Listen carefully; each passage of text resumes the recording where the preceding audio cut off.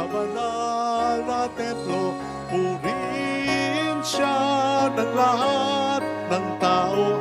Pag-ibig niya ay walang hanggan, hanggang sa araw na to ng pagdiriwang. Purihin ang Diyos sa banal na templo. Purihin siya ng lahat ng tao. Pag-ibig niya ay walang hanggan, hanggang sa araw na to ng pagdiriwang. Sa ngalan ng Ama at ng Anak at ng Espiritu Santo, Amen. sumainyo ang Panginoon. At sumaiyo rin. Gunitain natin sina San Cirilo, isang monghe, at San Metodio, isang obispo. Hilingin natin ang kanilang panalangin at matutunawa tayo sa kanilang mga halimbawa upang tayo maging marapat, halina't magsisimuna para sa ating mga kasalanan. Tayo pong lahat, inaamin ko sa makapangyarihang Diyos at sa inyo mga kapatid, na lubha akong nagkasala sa isip, sa salita, sa gawa, at sa aking pagkukulang. Kaya isinasamo ko sa mahal na Birheng Maria, sa lahat ng mga anghel at mga banal, at sa inyo mga kapatid, na ako'y panalangin sa Panginoong ating Diyos. Kaawaan tayo na mapagmahal na Diyos, patawarin sa ating mga sala, patnubayan hanggang sa buhay na walang hanggan. Amen. Panginoon, kaawaan mo kami. Panginoon, kaawaan mo kami. Kristo, kaawaan mo kami. Kristo, kaawaan mo kami. Panginoon, kaawaan mo kami. Panginoon, kaawaan mo kami. Yumuko tayo, maaaring ibulong sa Panginoon ang ating intensyon. Pagdasal natin ang mga may sakit at ang mga nag-aalaga sa kanila, ang mga tumutulong sa ating simbahan, mga OFW. Pagdasal natin ang mga namumuno sa ating bansa.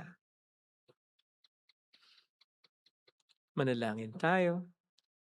Ama naming makapangyarihan, pinasapit mo sa mga bansa ng silangang Europa ang liwanag ng mabuting balita.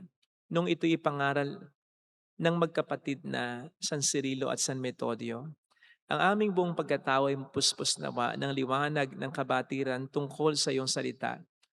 Kami naway maging sambayan ng nagniningning sa ganap na pagkakaisa sa matapat na pananampalataya at maaasahang paninindigan sa pamamagitan ni Jesucristo, kasama ng Espiritu Santo magpa sa walang hanggan. Amen. Ang salita ng Diyos mula sa unang aklat ng mga hari. Noong mga araw na iyon, sumaisip ni Jeroboam na kung magpapatuloy ang dating kaugalian ng kanyang mga nasasakupan, malamang na manumbalik ang mga iyon sa angkan ni David. Ito ang sabi niya sa sarili. Kapag ang mga taong ito ay hindi tumigil ng pagpunta sa templo ng Panginoon sa Jerusalem upang mag-alay ng mga handog, mahuhulog uli ang kanilang loob sa dati nilang Panginoon, si Roboam na hari ng Huda, at ako'y kanilang papatayin. Kaya nga, matapos mapagkuro-kuro ang mga bagay na ito, gumawa siya ng 2 toreteng ginto at sinabi sa bayan, "Huwag na kayong mag-abalang umahon sa Jerusalem. Narito, bayang Israel, ang inyong Diyos na humango sa inyo sa Ehipto." Inilagay niya ang isa sa Bethel at isa namay sa Dan, at ang bagay na ito'y naging sanhi ng pagkakasala ng Israel. May mga pumunta sa Bethel upang sambahin iyong una. Mayroon namang nagtungo sa Dan upang sambahin ang ikalawa.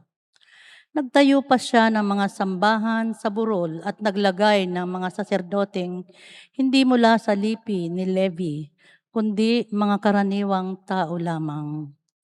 Ginawa niyang pista ang 15 araw ng 8 buwan ng taon, katulad ng kapistahang ipinagdiriwang sa Huda.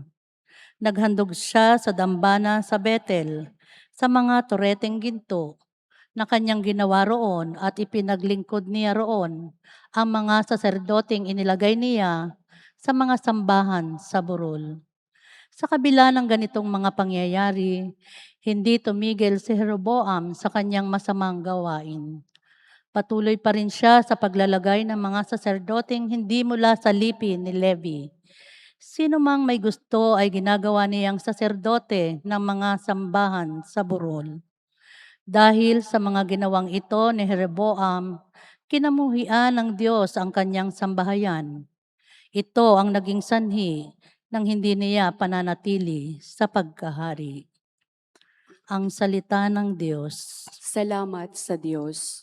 Panginoong masintahin ang bayan mo'y gunitain. Panginoong masintahin ang bayan mo'y gunitain. Nagkasala kami tulad ng ginawa ng aming mga magulang. Ang aming ginawa ay tunay na ditumpak, pawang kasamaan. Ang magulang namin na nasa Ehipto hindi alumana ang kahangahangang mga ginawa mong kanilang nakita. Panginoong masintahin ang bayan mo'y gunitain. Sa may bundok ng Horeb, doon ay naghugis niyong gintong baka. Matapos mahugis, ang ginawa nila ay kanilang sinamba. Ang dakilang Diyos ay pinagpalit sa Diyos na nilikha, sa Diyos na baka na ang kinakain ay damong sariwa. Panginoong masintahin ang bayan mo'y gunitain. Kanilang nilimot ang Panginoong Diyos, ang tagapagligtas, na yaong ginawa doon sa Ehipto'y kagila-gilalas. Sa lupaing iyon ang ginawa niya ay tunay na himala. Sa dagat na tambo ay yaong nasaksihan ay kahanga-hanga. Panginoong masintahin ang bayan mo'y gunitain.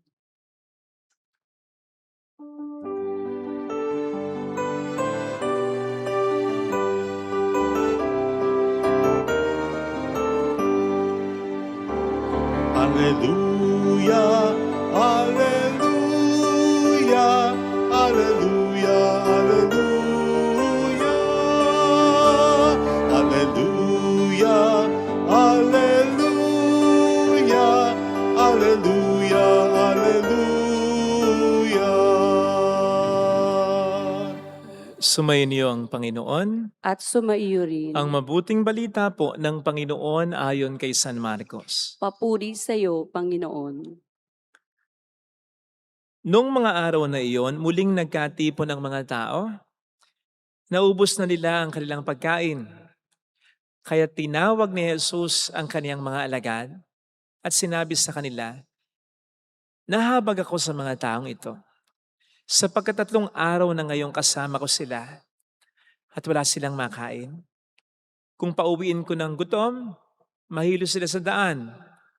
Galing pa naman sa malayo ang ilan sa kanila.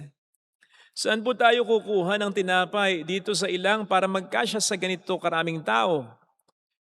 Tugon ng mga alagad, "Ilan ang tinapay niyo riyan?" Tanong ni Jesus. "7 po," sagot nila. Ang mga tao'y pinaupo ni Jesus sa lupa. Kinuha niya ang 7 tinapay at nagpasalamat sa Diyos. Pinagpira-piraso niya ang mga iyon at ibinigay sa mga alagad upang ipamahagi sa mga tao. Gayon nga ang ginawa ng mga alagad. Mayroon din silang ilang maliliit na isda. Muli siyang nagpasalamat sa Diyos at iniutos niyang ibigay din yon sa mga tao.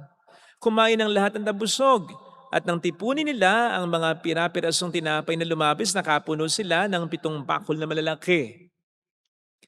At may 4,000 ang kumain. Pinayaon ni Jesus sa mga tao, saka siya sumakay sa bangka kasama ng kanyang mga alagad at nagtungo sa lupain ng Dalmanuta. Mga kapatid, ang mabuting balita po ng Panginoon. Pinupuri ka namin, Panginoong Hesukristo. Welcome sa Our Lady of Lasalette Quasay Parish, kung saan ayos lang pong umiyak. Samahan tayo ng mahal na ina sa pag-iyak at sa pagdarasal upang maging maayos ang lahat. Nasa punto ka ba ngayon ng buhay mo na parang hindi mo na kaya yung mga gampanin mo sa lipunan, sa simbahan, lalong-lalo na sa iyong pamilya? Yung parang said ka na at wala ka nang maibibigay pa. Wala ka nang maibibigay na pera, paglilingkod, serbisyo, pasensya, pangunawa, pagmamahal, pagpapatawad, pagtingin, concern. Ay, para sa iyo ang sinasabi ng Panginoon sa Ebanghelyo. Narinig po natin ang naging damdamin ni Kristo nang makita niya ang mga taong sumusunod sa kanya. Sabi niya, nahabag ako sa mga taong ito sapagkat 3 araw na ngayong kasama ko sila at wala na silang makain. Unang-unang sinasabi ng Panginoon sa iyo, nahabag siya sa iyo. Ang ibig sabihin nito, nararamdaman niya ang kalalagayan mo and therefore alam din niya ang pangangailangan mo. Hindi siya tulad ng iba na walang pakialam sa iyo. Nakikita ng pagod ka, tuloy pa rin sila. Nakikita ng puro na lamang ikaw, wala man lang makapagtag sa iyo, makapag-affirm sa iyo, makapagpalakas ng loob mo. Wala man lang makapag-tap ng balikat mo, wala man lang makapagsabi sa iyo na proud sila sa ginagawa mo. Walang suporta. Hindi ganun ang Panginoon. Ang sinasabi niya dito, nahabag siya. Ang compassion na sinasabi dito ay isang salita na parang hinahalukay ang mga laman loob ng isang tao. Yung pagkahabag na hindi mapakali, nababagabag talaga habang walang ginagawang mabuti o maganda para matulungan yung kinahabagan nito. Yun ang naramdaman dito ni Kristo. Kaya nga hindi rin siya katulad ng iba na basta naaawa lang. And then kakalimutan ka na. Yung habag ng Panginoon, humahantong sa pagtulong. Tandaan po natin na nagsimula ng pagtulong ni Kristo sa mga tao ay ang kanyang habag. Kaya kapag nahabag sa iyo ang Panginoon, nahabag siya sa kalagayan mo. Maniwala ka, may tulong na darating sigurado. Sana lang, matulad din naman tayo sa mga taong narito. Sapagkat sino ba yung kinahabagan ng Panginoon? Eh di yung nanatili sa kanyang sumusunod. Baka lang naman may mga iba na umuwi na, eh di hindi sila nakaranas ng habag. Yung nanatili. Kahit 3 araw nang sumusunod kay Kristo, kahit kumakalam lang ang sigmura, doon mas nagdadalang habag ang Panginoon. Sa mga taong sa kabila ng hirap ay hindi lumalayo sa Kanya, hindi nakalilimot sa Kanya, hindi nagre-reklamo, hindi nagagalit sa Kanya, nananatili. At ito pa isa, lalong-lalo na yung mga taong naubusan, dito pagkain. Pero yung pagkain po pwedeng sumimbolo sa ibang mga bagay, nauubusan ng pera, nauubusan ng enerhiya, nauubusan ng panahon, nauubusan ng oportunidad, nauubusan ng pagkakataon dahil sa pagsunod sa Panginoon.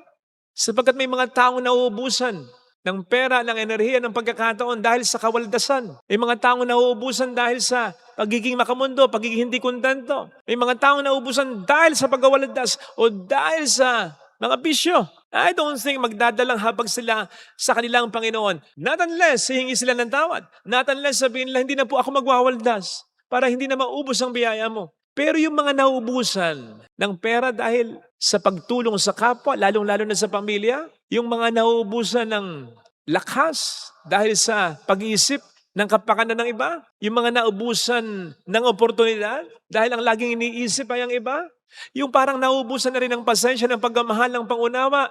Actually, hindi talaga nauubos eh. Parang lang eh. Yung parang wala ka nang ibibigay. Pero kaya mo lang parang kasi hindi ka talaga mauubusan dahil God will supply. Yung kapag wala ka nang maibigay, siya lang magbibigay. Para maipagpatuloy mo ang iyong mission sa buhay. Para maipagpatuloy mo ang pagsunod mo sa Kanya.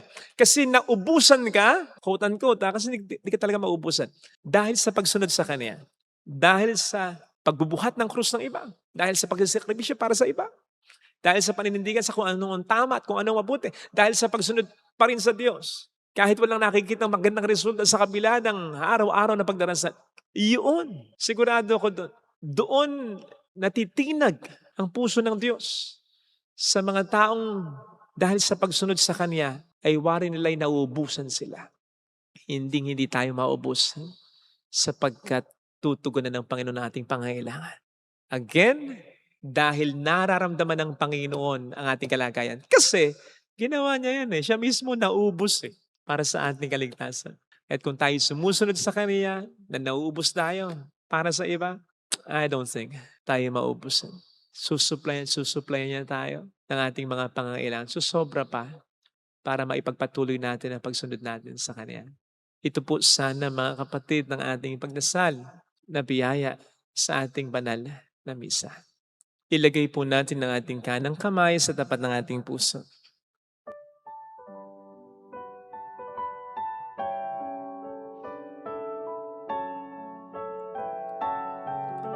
Awitin natin.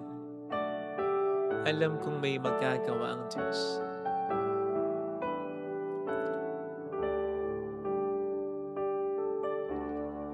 Alam kong may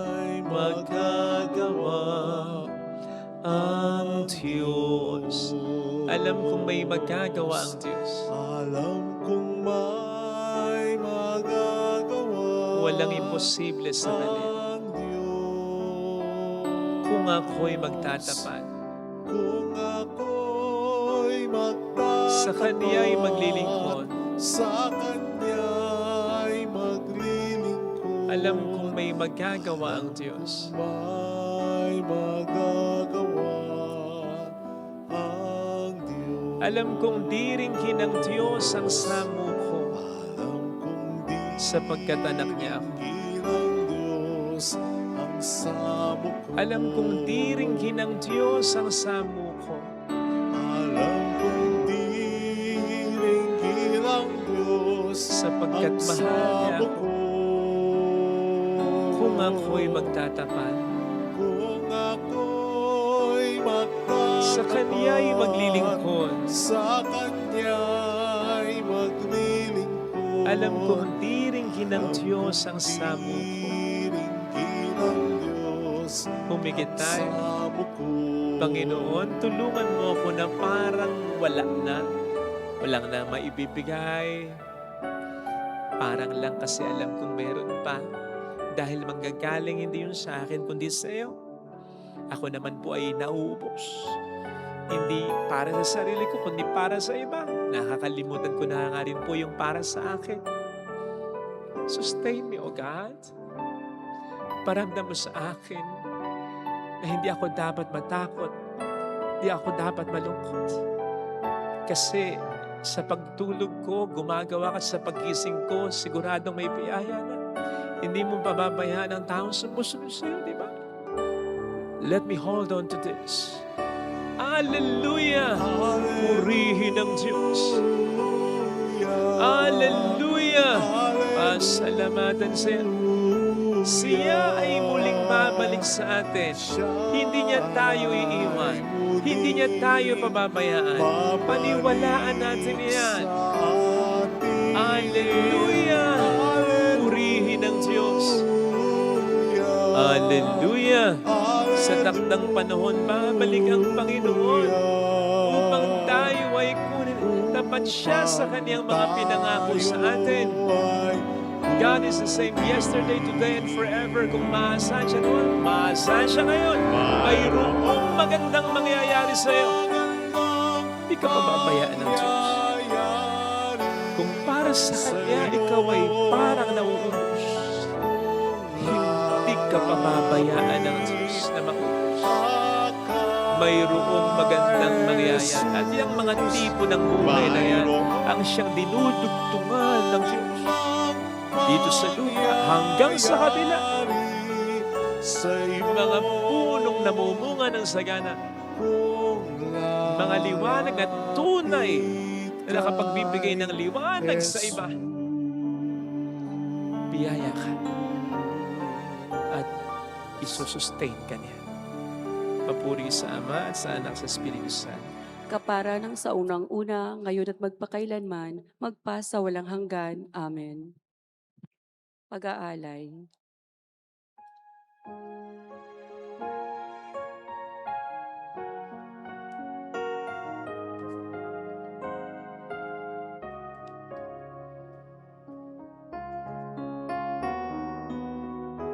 Pakinggan mo kami, mapagkalingang Diyos. Itulot mong sarili namin laging maihandog sa banal mong apag ngayon. Amin ang ginaganap.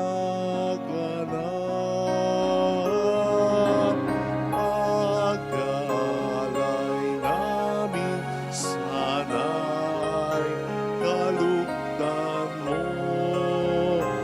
Isang bayan na nagpupugay, nagmamahal sa'yo. Sa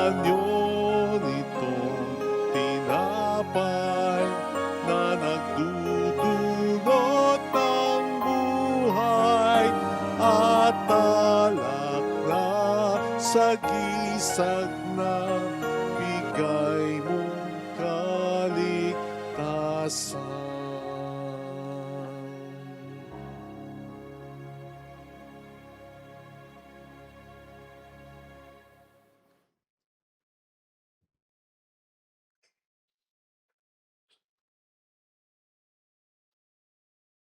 Manalangin tayo, pangating handog ay maging kalugod-lugod sa Diyos Amang makapangyarihan. Tanggapin nawa ng Panginoon itong paghahain sa iyong mga kamay, sa kapurihan niya at karangalan, sa ating kapakinabangan at sa buong sambayanan niyang banal. Ama naming lumikha, tangkilikin mo ang mga alay ng iyong bayan sa paghahain ngayong sina San Cirilo at San Metodio ay ginugunita namin at pinararangalan upang ang mga ito ay malaki pa ng iyong mga bigay sa pamamagitan ni Yesu Kristo. Kasama ang Espiritu Santo magpasa walang hanggan. Amen. Sumainyo ang Panginoon. At sumaiyo rin. Itaas sa Diyos ang inyong puso at diwa. Itinaas na namin sa Panginoon. Pasalamatan ng Panginoong ating Diyos. Marapat na siya ay pasalamatan. Ama naming makapangyarihan, tunay ngang marapat na ikaw ay pasalamatan sa pamamagitan ni Hesus Kristo na aming Panginoon. Ngayong sina San Cirilo, San Metodio ay pinararangalan sa pamumuhay nilang totoong uliran at pagiging maasahan sa pananungkulan kaya si Hesus Kristo na maasahan sa katapatan ay iniahig sa pangasiwa sa sambayanan. Ang malasakit ng mga ulirang tagapangasiwa noon ay nagpapatuloy hanggang ngayon sa mga panalangin ka lang iniukol kaisa ng bayan mong dito'y nagtitipon. Kaya kaisa ng mga anghel na nagsisiawit ng papuri sa iyo ng walang humpay sa kalangitan, kami nagbubunyi sa iyong kadakilaan. Santo, Santo, Santo, Panginoong Diyos ng mga hukbo, napupuno ang langit at lupa ng kadakilaan mo, Hosana sa kaitaasan. Pinagpalang na paririto sa ngalan ng Panginoon, Hosana sa kaitaasan. Ama naming banal, ikaw ang bukhal ng tanang kabanalan.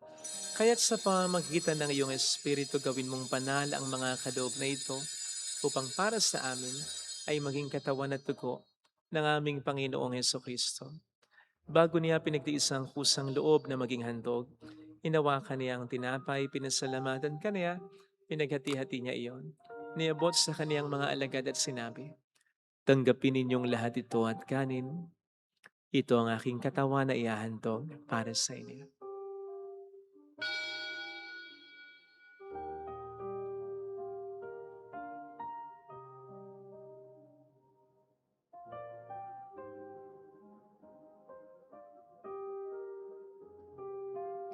Gayun din naman ang matapos ng hapunan, nawakan niya ang kalis.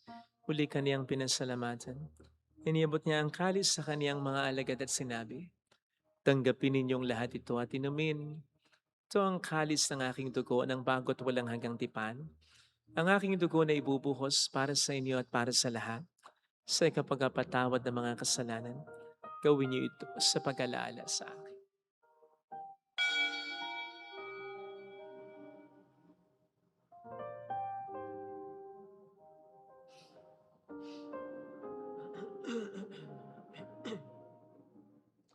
Ang misteryo ng ating pananampalataya. Si Kristo'y namatay, si Kristo'y nabuhay, si Kristo'y babalik sa wakas ng panahon. Ama, ginagawa namin ngayon ng pagkalaala sa pagkamatay at muling pagkabuhay ng iyong anak. Kaya inialay namin sa iyong tinapay ng buhay at ang kalis ng kaligtasan.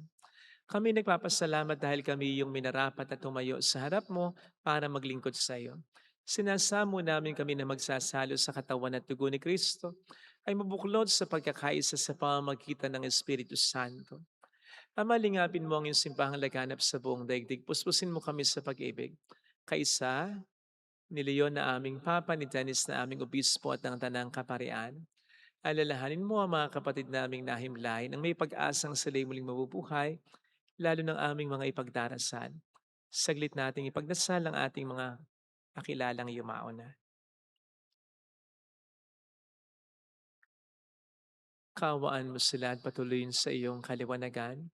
Kawaan mo at paging tapatin kaming lahat na makasalo sa iyong buhay na walang wakas.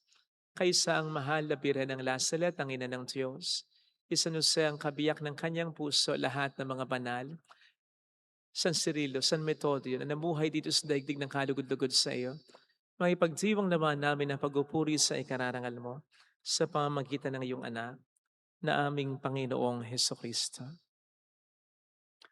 Sa pamamagitan ni Kristo, kasama niya at sa Kanya, ang lahat ng parangal, papuri ay sa iyo, Diyos amang makapangyarihan, kasamang Espiritu Santo, magpasawalang hanggan.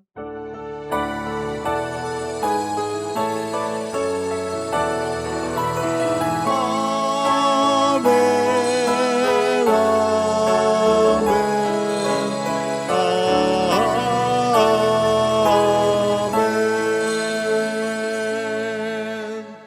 Tumawag tayo sa Ama.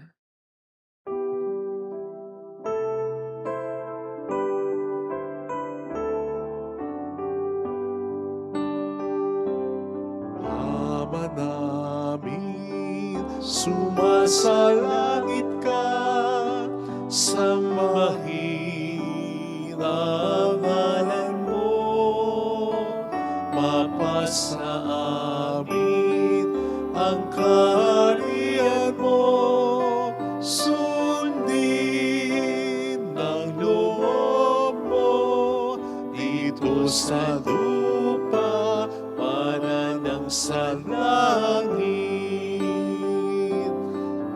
Bigyan mo kami ngayon ng aming kakanin sa araw-araw. At patawarin mo kami sa aming mga sala, para ng pagpapatawad namin sa nagkakasala sa amin. At huwag mo kami ipahintulos sa tukso, at ihadya mo kami sa lahat ng masama. Niling namin kami adyan sa lahat ng masama, pagkalooban ng kapayapaan araw-araw. Iligtas sa kasalanan samantalang aming pinaghahandaan ang dakilang araw ng pagpapahayag ng tagapagligtas namin sa Hesukristo. Sapagkat iyo ang kaharian, ang kapangyarihan at ang kapurihan, magpakailanman. Amen. Panginoong Hesukristo, sinabi mo noon, sinasabi mo rin sa amin ngayon, kapayapaan ang iniiwan ko sa inyo, aking kapayapaan ang ibinibigay ko. Tunghayan mong aming pananampalataya, huwag ang aming pagkakasala. Pagkalooban mo kami ng kapayapaan at pagkakaisa sa iyong kalooban. Kasamang Espiritu Santo, magpasa walang hanggan. Amen.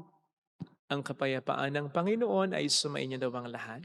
At sumaiyo rin. Magbigayan tayo ng kapayapaan sa isa't isa. Kapayapaan po. Peace be with you. Peace. Kordero ng Diyos na nag-aalis ng mga kasalanan ng sanlibutan, maawa ka sa amin. Kordero ng Diyos na nag-aalis ng mga kasalanan ng sanlibutan, maawa ka sa amin. Kordero ng Diyos na nag-aalis ng mga kasalanan ng sanlibutan, ipagkaloob mo sa amin ang kapayapaan. Narito sa harap natin ng Panginoon ang ating buhay at kaligtasan. Mapalad tayong inaanayahan. Panginoon, hindi ako karapat-dapat na magpatuloy sa iyo, ngunit sa isang salita mo lamang ay gagaling na ako.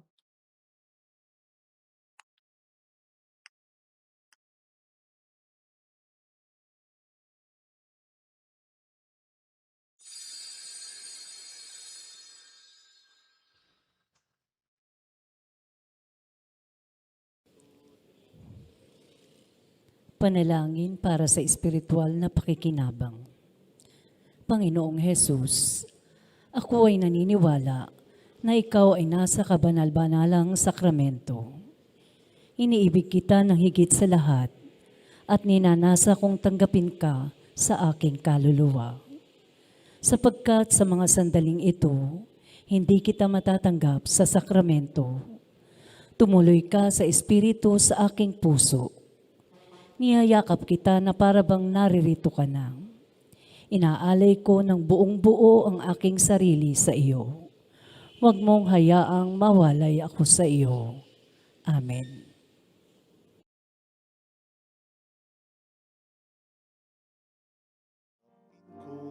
Si Jesus aking Diyos, bago ang lahat sa buhay ko, bago ligaya ang nadarama,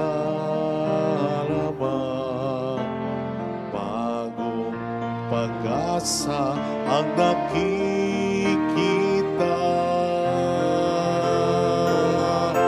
Lahat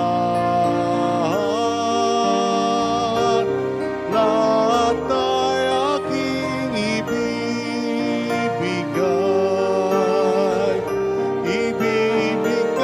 pati aking buhay upang purihin siya.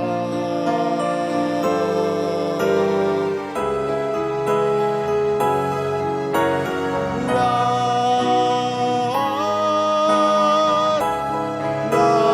ay aking ibibigay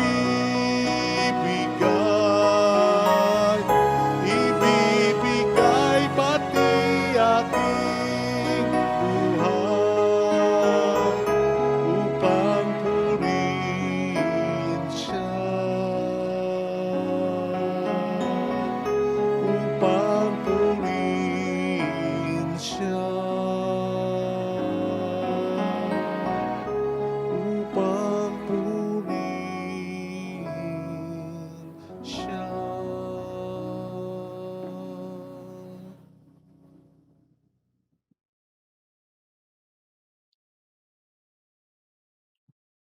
Manalangin tayo.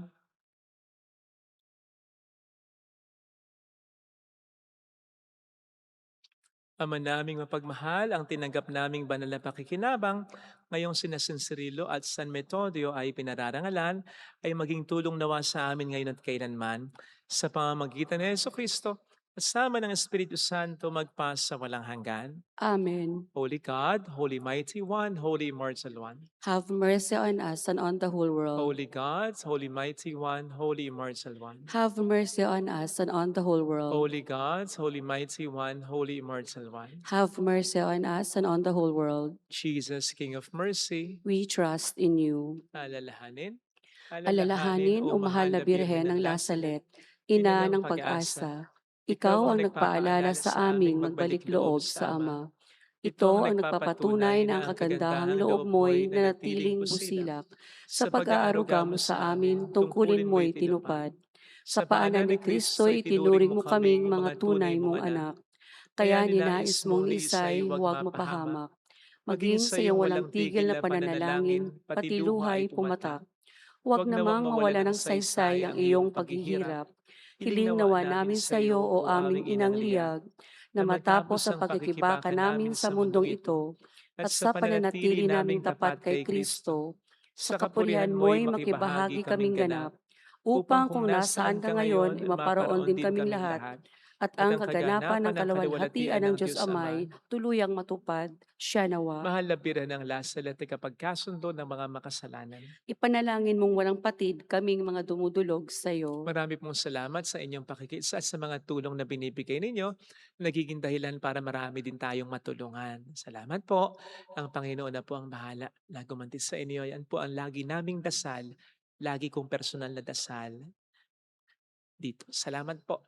Sumainyo ang Panginoon. At sumaiyo rin. Pagpalain kayo kasama ng ating pamilya na mapagmahal na Diyos, ng Ama at ng Anak, ng Espiritu Santo.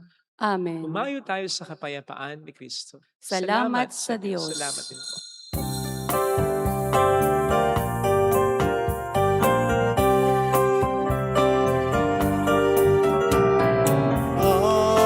Aming iniaalay ang pag-ibig na walang kapantay. O kay sarap mabuhay kung may nagmamahal, pagmamahal na tunay at laging nalisan. Ang Birhen kong umibig ay walang sintamis, pagsintang sa kalinis, sa iyo hanggang langit. O Birhen, Birheng mahal, sa awit at sa dasal,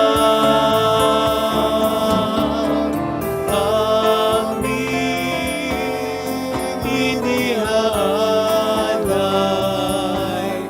ang pag-ibig na walang